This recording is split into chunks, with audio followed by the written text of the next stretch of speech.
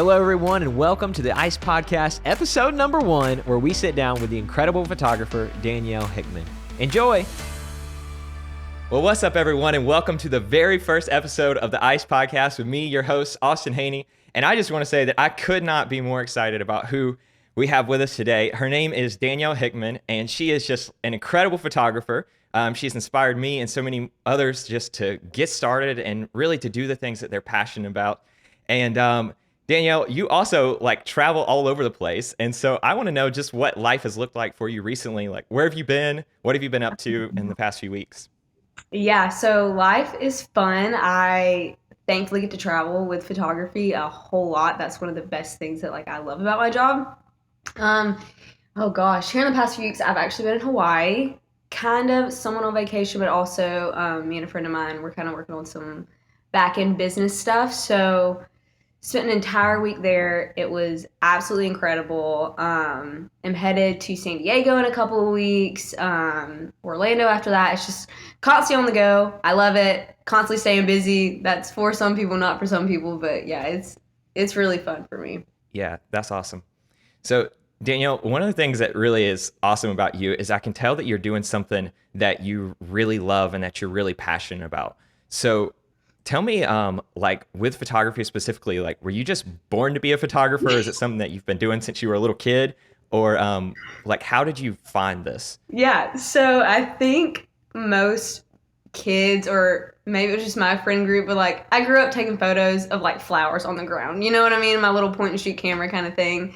Never did I imagine ever doing it as a career until I guess it's been 3 years now. I had this old digital camera that my mom had given me for Christmas a few years prior, and I would play around with it. I'd take photos of family events and just random things like that. No editing, no nothing. I knew nothing about it. I just took photos. That was it. And I actually had a friend who we were both interning in Florida at the time, in college for accounting, getting our grad degree, and she was wanting grad photos. And she was like, "Do you have a camera that you could use?" And I was like, "Well, yeah, I have this old little thing in my closet. I don't know how to use it, but let's try it." And took it out, took some photos of her for graduation, and she was like, "These are really good. You should try to edit those, put a preset over it." So I was like, "Okay, I don't know what I'm doing, but all right." And I did, and it was so fun. And then after that, it was her friend wanted photos, and then her friend wanted photos, and I was like, "Oh man, this is fun," and people are hitting me up, it's time to learn about this. So I had a 2-hour commute to work at the time, and so I would Wow. literally pull up videos and listen to them teaching about camera settings and gear and everything photography. And I was making a little bit of money at the time with my internship, so I just poured a lot of that into really good gear, straight off the bat, and just education, and kind of just poured a lot of myself into it. Even then, in my head, I'm thinking, okay, I'm about to have a master's degree in accounting, so I'm going the whole CPA route. I'm going to be an accountant, but photography be a fun little side hustle, not doing it for that much money. Never thought it could be actually lucrative. But by the time I graduated my grad degree, I was able to literally go full-time photography right out the bat. So super blessed, super just wild story, something that I never thought that I could do or that I would be able to do. But when I saw the opportunity present itself and holy crap, I could actually do this full time and not ever have to work in an office for the rest of my life, I just went with it, and it has taken off, and I am so blessed by it. It's been awesome. It's really awesome. I feel like even in my own story, it was something very similar of you do your first little photo shoot and you don't know any idea of what you're doing and you're trying to figure out camera settings and all this kind of stuff. And then it really is just a momentum game as you get one and then you get another and get another. Yep. So that's really awesome. And something that I think is really interesting about your style of photography is I remember when I first got into it, I got into cameras almost more before I got into photography. And so I learned about the camera stuff. Yeah. And then I was got out to my first photo session, was like, oh my goodness, how do I actually tell these people to stand? And what am I supposed to do right now?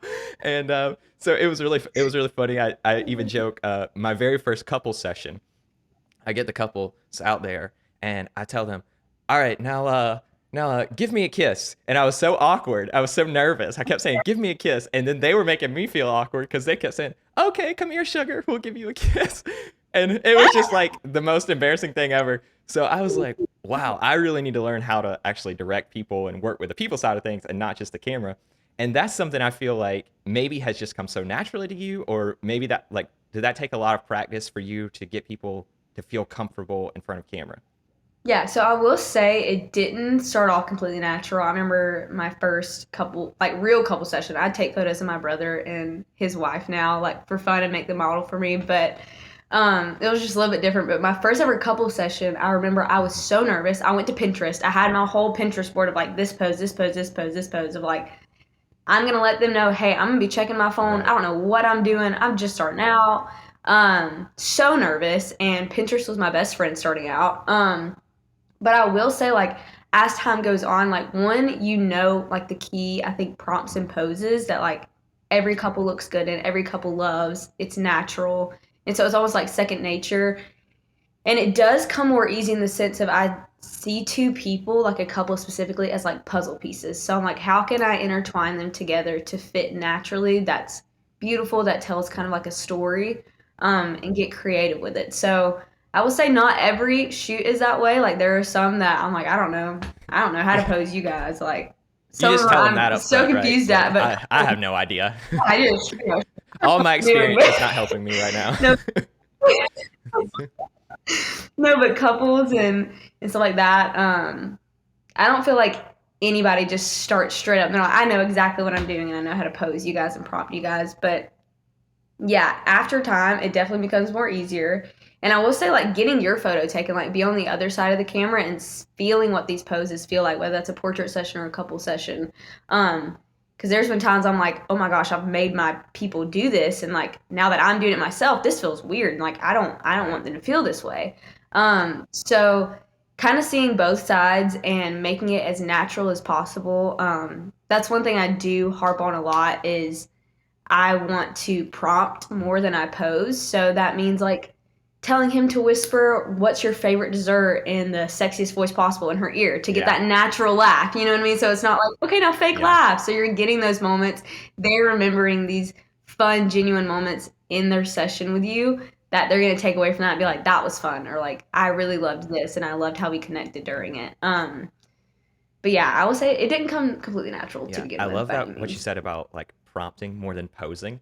And I've even realized when I Hmm. do a lot of video for weddings and stuff like this, and I realized that couples are Yeah. going to watch the video and they're going to see like, yes, this looked pretty and stuff like that, but they're also going to remember kind of what they were thinking or what was going through their head like during that moment. Oh, yeah. And so, um, even if like it looks pretty, if they think that was like super awkward, that might not be their favorite photo. And so kind Yep. of like given this is something that when they look back on those photos, they're gonna feel like, oh, that was a really fun day. That was I remember that joke or whatever. That was so dumb, but it was really funny. So that's Yeah. awesome. So maybe a misconception that some people have, or even I've heard you kind of joke about on Instagram, is that like it's so easy to be a photographer. You just show up at a pretty spot, pretty people, and just like start taking pictures. And maybe a lot of people start with that, and then you actually try to do it, or you try to have your own business doing it, and you realize, okay, there's actually a lot more that goes into it than that. And so I'm curious, like, what goes on behind the scenes to make like what you post on Instagram look so effortless and easy and natural? Like, what is some of the prep work or things that you have to do to make it feel like that? Yeah. So one big thing I try to tell people is like photography and like owning any of your own business is kind of like a one-stop shop where you are the backbone of your business. And whether that's you take the photos, you edit the photos, you market yourself, you're keeping up with your books, how much you're spending, how much you're making. Mhm. All of those things kind of go into that. And I will say like it's tough. I mean, it looks easy. I feel like that is one key thing with like marketing to make it look effortless and easy. But it looks like, getting up at sunrise and shooting and then going home and backing up all of these photos to all of these pieces of equipment that you've bought for yourself and going through the 3,000 photos that you just took, picking out which ones you think look the best, going through your editing, and finding your editing style in general is just hard, like knowing Mhm. what is your style, whether it's warm, whether it's cool, whether it's really bright, whether it's moody. kind of going through that, you're editing, then you have to download all of them, send them to your clients. And within all of that, you're, constantly marketing yourself, inquiring with people, signing contracts, stuff like that. So Right. it's definitely an ongoing thing. I think one of my favorite phrases I like to hear is like, oh, I didn't want a 9 to 5, so I didn't do that. So instead now I work for myself and I work 24/7. It's like that. Yeah, That for is so sure. accurate. Yeah, I was up till like 2 a.m. last night working on a gallery that I wanted to get out. So it's definitely a lot of work. So if you're going into photography or any business thinking like, oh, well, they have it easy and that's what I want, it's just something easy to do. That's just simply probably not going to be the case. If it is, teach me how to do it because I'm not there. Haven't found Um, that yet. but it is a ton of work, especially starting out when you're getting your name out there, when you're having all of these startup costs. It's very easy to get discouraged from that and Hmm. put yourself down and say, well, I'll never get to their level, or I'll never get to Right. that point, or I don't have enough money for this, or I can't invest in this. And, for every reason to do it, there's going to be a reason not to. You just kind of get to choose which one you go after. And so I definitely always encourage people, see the positives, see somebody and see where they're at in their business, in their life. And instead of, saying, well, I'm down here, be like, Hmm. eventually I'm going to be up there. I am going to be to that level. I do want to achieve that. So these are the steps I'm going to take to eventually get there. Yeah, that's really awesome. And I think something that I've seen in you that has honestly been inspired in me is at least what you project to the world is like you really love this. And so like you're willing to like stay up late or like traveling is obviously awesome, but I'm sure that comes with like some stressors and stuff like this. And even like, people might think, hey, you're running a business, it's all like passion and fun and beauty. And thankfully, like photography gives us so much opportunity to be creative and to see beautiful things and celebrate like special moments. And so there's so much reward in it. But then there's also like kind of the business side and the editing photos and stuff that can be like the grind. And I think that's something that's inspiring to me about you is like you seem to really like love it. And does that like passion for it help carry you through in some of those like maybe more tedious task type Oh, things? absolutely. Absolutely. My biggest thing with people getting into photography is like, if you don't have a passion for it, it may not be for you because it is a lot of work. And I genuinely do. There is not hardly anything about this job or anything that I would say I dislike about it. There are definitely more tedious times and more like, yeah, I don't love, creating contracts and invoices and templates and stuff like that. But the whole process of like getting to meet new people every week and learning their stories, photographing their love, even the editing, like I love editing. Like I genuinely, it sounds so cliche, but people are like, do something you love, you never work a day in your life. And that is Mhm. genuinely how I feel. And I thought, well, that's not true. Like that can't be a thing. Like people just make that up. But Yeah. I'm now going into my third year of doing this, and I sometimes I have to catch myself and I'm like, I need to get a job. And I'm like, wait, I literally have one. I Yeah. work full time for myself, but it literally feels like I don't ever work because even when I'm working, I'm enjoying what I'm doing. Like sometimes when I have free Mhm. time, I'm like, all right, I'll edit. Like I use my free time to work Yeah. sometimes. So it's crazy, but yeah, I definitely think having a passion for what you do is what carries you through it. Yeah. So I don't know. Have you ever seen this book before? It's called Tribes. No. Okay. So I'm a little bit of a nerd when it comes to like business stuff and things like this. So I was reading this book the other day, and when I read it, it was on page 9, very early in the book, so didn't have to go very far. But I was thinking about like, hey, I knew I was going to interview Danielle soon, and I saw this quote, and I thought like, wow, this reminds me of you. And so this is what it says about like building a tribe. It says tribes are about faith. They're about belief in an idea in a community, and they're grounded in respect and admiration for the leader of the tribe and other members as well. And the question it asks that I liked, it says, so do you really believe in what you do, and are you committed to it every day? Because it turns out that real true belief is actually a brilliant strategy for success. And Wow. what resonated with me though is I've seen in my own life when I'm like kind of half-hearted into something and I'll like do something when it kind of has the positive feedback cycle. then when it doesn't have the positive feedback, then I'm like, I don't know if this is really what I want to do anymore, and maybe I'll try something else. Yeah. But the book was kind of talking about when you really commit to something, it's Hmm. like all sorts of providence flows with that. And you Yeah. start to see opportunities open up. You see like friendships build. You see like, yeah, just so much that when you were still kind of on the fence, you maybe didn't have access to. Yeah. And so, as someone that like, this is your full time like job and this is what you're committed to, um, how have you seen like, I guess, really committing to this like lead to some sort of blessing in your life? Oh, absolutely. I feel like commitment is huge in anything in life. And it's no different with your business. So, like you were saying, like it's great when you're having like the positive feedbacks or you're getting the views you want or the likes you want or the inquiries that you need.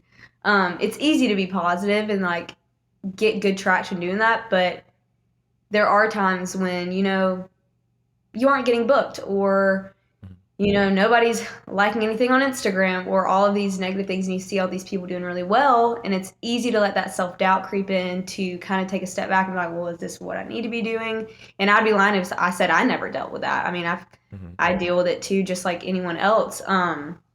But I think during those times when you don't feel 100%, when you don't feel the best, continue to work just as hard as if you are getting those views. Continue to work just as hard as if you are getting that feedback, because committing to something will grow into success. Like if you sit down and you commit your time, you can commit your efforts, your money into something, it will succeed. Like I have Mm-hmm. full faith in that. I've seen so many people have such great potential, not even with just photography, but just in general.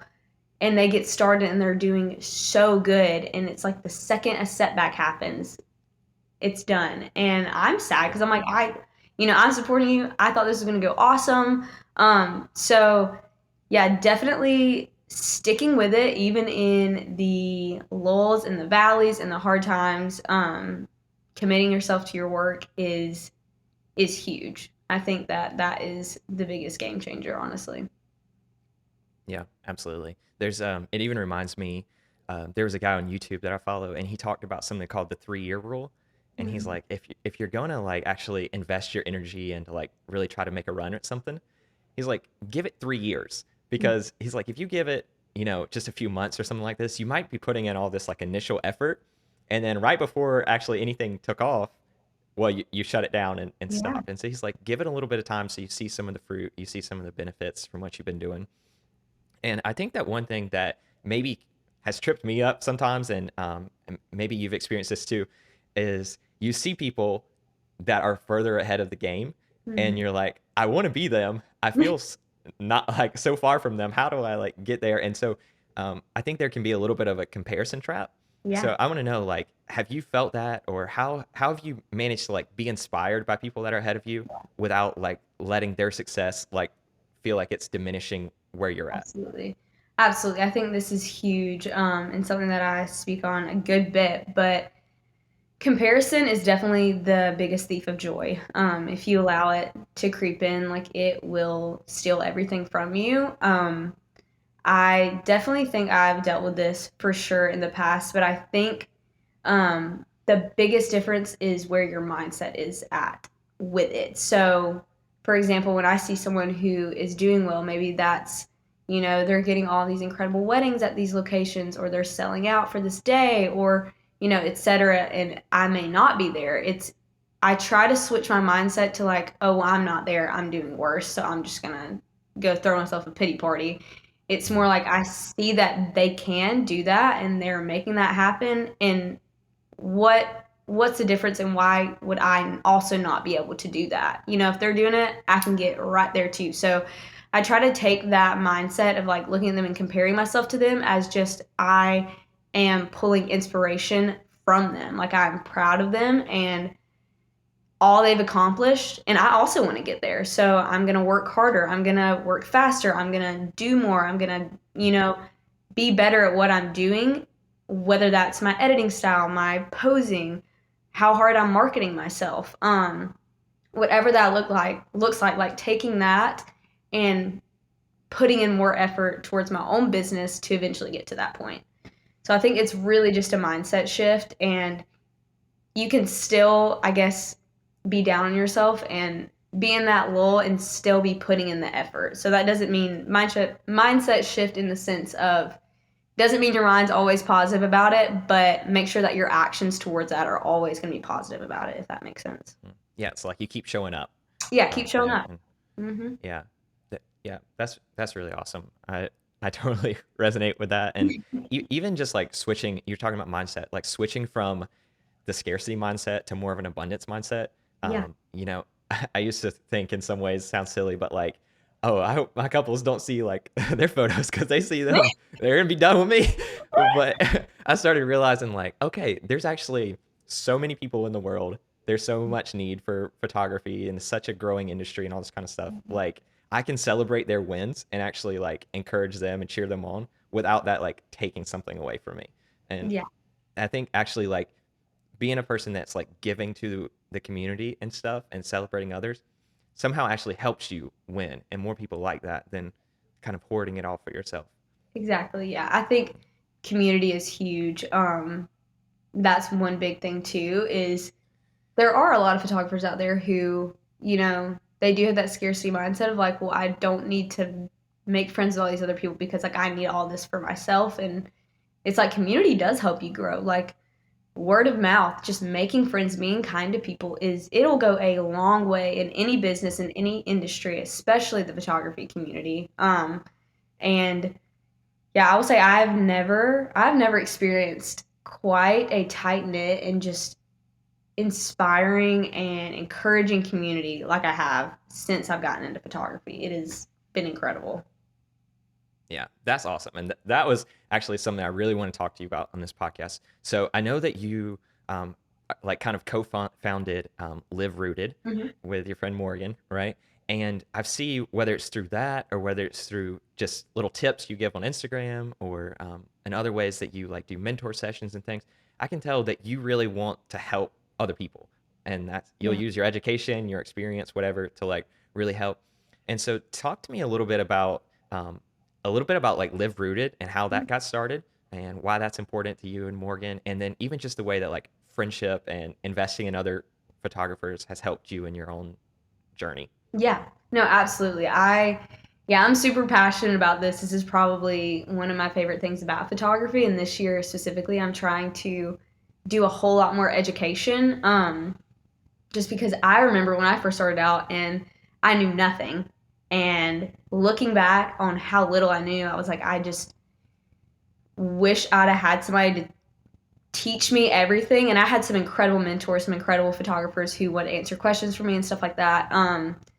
But it really started, I guess, probably almost 2 years ago. Me and Morgan actually met at a photography workshop. So it was an educational thing. I met her there. We became instantly just like these like soul sisters, Buddies. besties. Yeah, it was awesome. And we just became friends and remained friends. And several months after we ended that workshop, we just got to talking about like how much we knew, like how confident we felt, and talked about how we just wanted to share that with other people. And us becoming friends through a workshop like that, we were like, we wanted to give that to other people, like not only just the education part, but the community part. And it just so happened that her strengths and like her education that she was really good at may have been something I wasn't the best at, and like vice versa, like things that I was really good at. She was like, we can help each other, we can work off each other and hit everything that we need to hit in this education platform. So yeah, when we started Live Rooted, it was literally solely to educate people and to let them build community. And since we've started, we've had over 100 attendees at all of our events, which is like looking back, it is insane. And me and her actually literally cried this past week in Hawaii thinking about like all of the friendships that have like just come out of these workshops and stuff like that. But I would say, yeah, education is huge. Community is huge. Some of our attendees actually all went on a trip together again a year after their retreat. So like they're best friends now. They're working together. They're even like hosting their own like content days together, and they're educating together. And it's just such a good feeling seeing people take what you've put into them and go put it into themselves, but also invest in other people as well. Um, yeah, community's huge. Education is huge, and I think that's definitely some of the biggest things that we've tried to promote and establish throughout Live Rooted and like throughout my business. That's just something that I always want to encourage people to follow their dreams, to get educated, to invest in themselves 100%. Yeah, absolutely. It's one of the few events that I'm like, I wish that this was a co-ed event and that guys could come because it looks like super awesome, and just the way that you guys Yeah. have encouraged each other and all that has just been like amazing. And I think that in photography specifically, and maybe in any type of career, like you can learn like skills online. You can watch like YouTube videos and stuff and learn so much, or even just practice around your house and stuff. But I think a huge part of sustainability is actually having like your people and like Yeah. your community, and these people really care about you. They are going through similar things, and Yeah. you can kind of share life together. And so seeing like even you hanging out with Morgan in Hawaii like this past week and stuff, I was like, that is like part of why Danielle loves this job. Is like Yeah. she has found her people in this job, and Mhm. that's really awesome. And another even example of that is, I don't remember how many weeks ago, you could tell the story better than I could, but I'm pretty sure you were supposed to film or photograph a wedding, and you got like super sick, Yeah. and then Morgan kind of like came in clutch at the last minute. So kind of like tell that story. I feel like that really highlights the benefit of community as well. Yeah, so I had booked a wedding in Arizona. I was so excited for it. It's my favorite state. Arizona's my favorite state. And I'm super excited. I flew down, I guess, 2 days before the wedding was supposed to happen. And on my flight over there, I just like was not feeling the greatest, but I was like, it's fine. Like, I'll be fine. And it just progressively got worse. It wasn't COVID or anything like that. But I progressively started feeling worse. And it got to the point where it was the day before the wedding and that morning, and it had just got to the point where I like couldn't even get out of bed, and I was freaking out. I was like contacting the bride. I'm like, look, here's the thing. I've been to the doctor. Like, there's nothing I can do right now. I physically can't get out of bed. I'm trying to figure out what to do. Like, worst comes to worst, I'm gonna be there. Like, I'm not gonna miss your day. I will literally show up in a wheelchair if I need to. Um, I can but see they see moving up literally, and you know. snapping. But I was terrified. That would be legendary, by the way, if you showed up in a wheelchair to a wedding. Pulling out Any- the Anything for my clients, you know. Okay, listen, I wouldn't put it past me. I mean, if I need to, I will. But I knew I wasn't gonna leave her hanging. I wasn't gonna be like, sorry, bro, like I'm sick. Have fun, like find a new photographer. So I was racking my brain. I was like, I have some people in Arizona that I know, but they were all booked. Like literally tomorrow was when the wedding was. Mhm. So I called Morgan. I'm like, bro, what you doing tomorrow? She's like, nothing. I'm like, how fast can you get to Arizona? And so I Right. gave her the synopsis, and she was like, okay, looking at flights right now. And she booked her flight within like 10 minutes of that, got on a plane a couple hours later, flew into Arizona, shot the wedding for me. And yeah, we both flew out the day after that. So she absolutely came in clutch. I will forever be in debt to her. It was incredible and did such a good job with the photos. And her and the bride actually knew each other, which I didn't know. Morgan had assisted at a workshop like the year before that, and the bride was an attendee because she's also a photographer.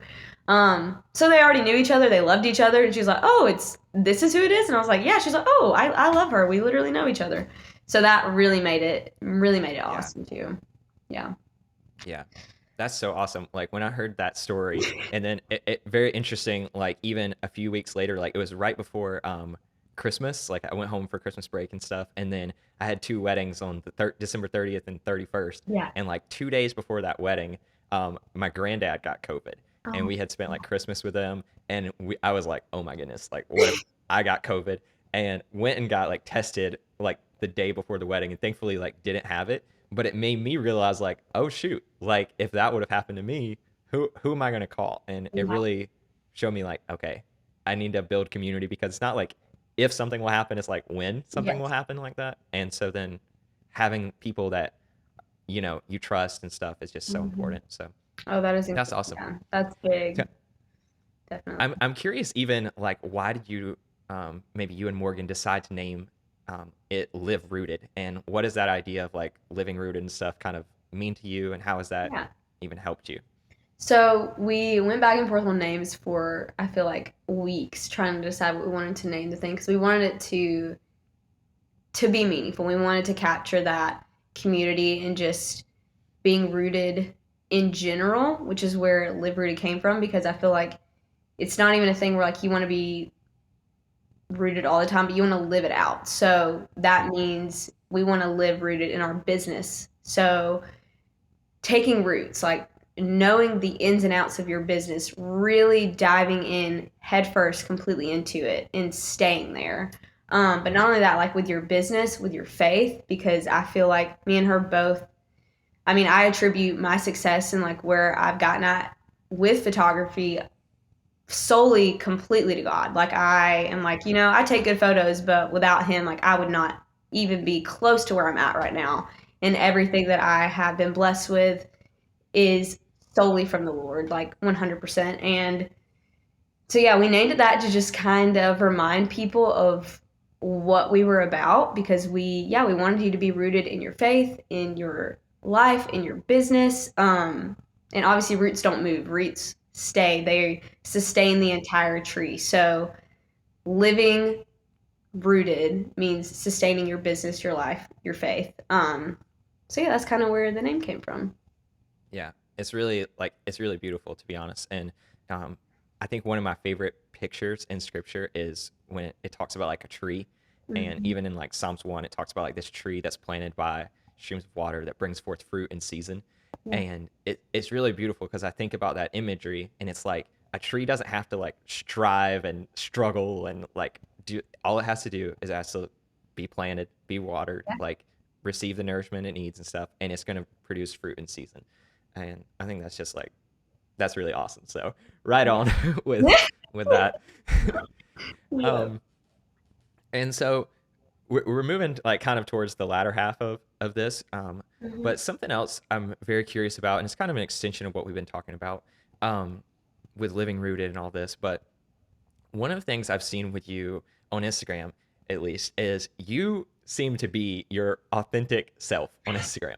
And like, I don't remember your bio or something for like, but for the longest time, it was like, Jesus and Dr. Pepper and Chipotle and Lil Wayne and I'm your number one hype girl and all this kind of stuff. And like, then you look at your Instagram and it's like, that's actually who you were. Like, you be drinking Dr. Pepper and I don't know, listen to a rap song and like, but you have shared different aspects of your life. Like obviously you if you scroll through your Instagram, you have tons of pretty photos.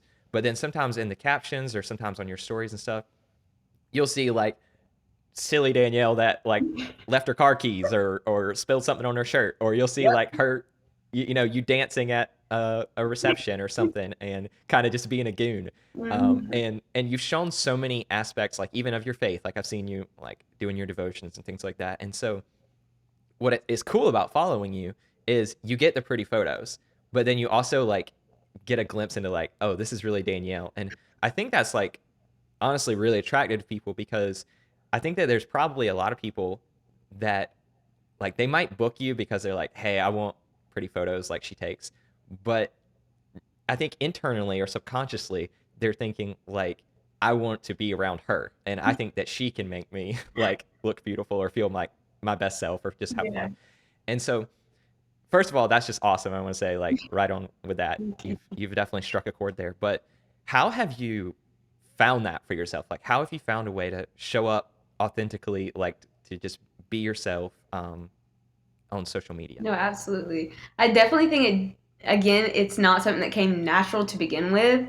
And that's the number one thing I hear when I talk to people because I market that. I'm like, look, show up on your stories, on your page, because people aren't just booking you for your photos. Like, they're about to spend the most important day of their life with you. Like, they want to know who they're about to hang out with for 12 hours of the day. Um, and that's kind of like one big thing I tell them. And their instant reaction is like, oh, I could never. I could never get on my Mm-hmm. story and talk. And I'm like, okay, yes, but you can. It's going to feel weird at Mm-hmm. first. It's probably going to be uncomfortable the first few times you do it. But the more that you do it and the more that you are yourself, like that is the moment that one, you're going to feel the most confident and personal in your business and it's going to be yours. And it's Mm-hmm. also the second that you're going to draw in your people, your community, because you're showing up who you are And a lot of people, like you said, they are going to be attracted to people who are similar to them. So I've gotten inquiries before where a girl was like, oh my gosh, I love Lil Wayne and Dr. Pepper too. Like, let's be friends. Come and take my photos. And instantly we have that connection. We're going to be friends. We're going to hang out. I'm going to take her photos. And we're probably going to be friends after that. You know what I mean? So you putting yourself out there on social media, on any sort of platform, instinctively is going to bring in your people, and it's also going to weed out the people who may not be your people. For example, like you said, like I do try to talk about my faith a whole lot on Instagram. Like that's not something that I'm ashamed of, or nothing that I'm going to be like, well, I'm a business, so I don't need to talk about God. But it's like that is who I am. That is a huge part of who I am. And I want to attract clients who are also down with that and who also love the Lord, and we're going to connect on that level. So I think it's terrifying, definitely to start out with. People may not do it to the extent that I do, where I'm literally dancing on camera, but I definitely think it is super important to show up on your social media being 100% yourself, because that's you're your best marketing tool. You are your business, so showcase that to the fullest extent. Yeah, that's really awesome. And I heard someone say even that a lot of times when we're doing business, we have in our head originally that we need to like pull people or sorry, we need to like push people towards our business. Like, hey, you need to see this, you need to do this. But it's actually more inviting when we kind of like pull them by like having something really compelling that they're like, oh, I want this. And I know even for me, I spent a lot of time in the beginning, like I want to have an awesome website and I want to do this and maybe marketing and all this kind of stuff. And I was thinking about how to get like eyeballs and stuff.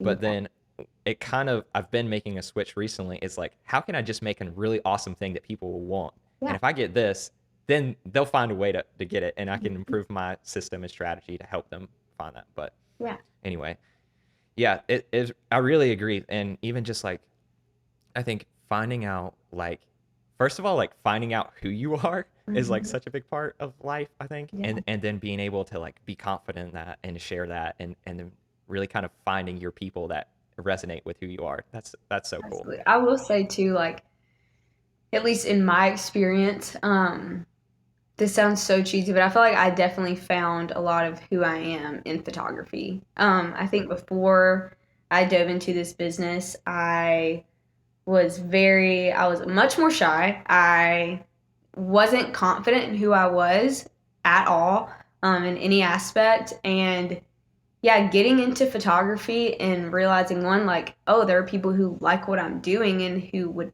pay for my work. Like, that's crazy to me and still like blows my mind. But I think I slowly started building confidence through my business and also just like through gaining a closer relationship with the Lord, because that is where a lot of like self-worth needs to resonate from. But I think that even through my business, God has blessed me in the sense of I have gained a lot of confidence through just photography in general. And that comes with time, 100%. I think, like I was saying, it's not easy starting out. It's not easy showing your face. It's not easy, feeling confident when, you're just starting out with 2 followers. But believing in That yourself. hits a little close to home. No, but believing in yourself and like I said, just looking towards that future of like, this is my goal and I'm going to meet that. Like, what are the steps I'm about to take to do that? But already placing that affirmation, placing that confidence on yourself from the get-go is just going to build that even more in the future. Yeah, that's awesome. That's super encouraging and inspiring. Yeah. All right, so kind of like wrapping up, I feel like you're already at a place that so many people like dream of, like you're shooting destination weddings, you have your own, I don't know what you would call Live Rooted, but kind of like your own organization type thing or business that you're encouraging people. You're doing so much already. But I'm sure there's also a feeling of like you haven't arrived to fully where you want to be. So maybe you have your sights on some new things. There's some new things that you would like to do. So tell me a little bit about like, what are you inspired to do this year? What are you hoping to accomplish this year, or try or cut out or do differently in 2022? Yeah, absolutely. No, this year, kind of how I was mentioned earlier, I really want to gear a lot of what I'm doing to education. So I want to inspire and build new entrepreneurs and photographers, and really pour 100% of myself into helping other people get to where I'm at, because I do think it is such a blessing to be able to do something you love, to work for yourself, to have that flexibility. And I want to teach more people about that. I mean, I don't want to like just hold it and be like, well, I love it, and like nobody else can come do what I do. Like, no, I'm like, come on, let me show you how to do this, because it is so fun. So I definitely want to gear my personal photography business more towards education. I'm already doing that. Me and Morgan both are with Live Rooted, obviously, and we have a lot of fun things in the works for that this year as well. But besides that, I think for my business, last year I definitely said yes to pretty much everything, which led me to traveling every single day. I mean, I think I racked up like 50,000 miles in business miles on my car last year. Like, Woo. crazy. Yeah, crazy, crazy. Dang. So this year, I mean, I loved it. Last year was awesome. Grateful for each and every single person who booked me. It was incredible. But I definitely want to learn how to say no a little bit more this year and just balance my life away from my work life, because I felt last year just kind of all meshed together. Um, so this year I definitely want to get started in like a better routine for my physical health, for my spiritual health, and take time to actually live and not be a photographer for a little while. And For that real, way that's a real thing. yeah. But that way too, like, I can pour so much more and be so much more intentional with the few clients that I am going to be taking on this year, whether that's weddings and shoots. And I definitely just want to be way more intentional with a smaller group of people this year. So that's kind of where I'm feeling like it's going to go this year. Hopefully. Right on. Well, that's exciting. And I'm sure that you're going to crush it and do amazing things. And Thank I'm you. excited about following along. And thank you.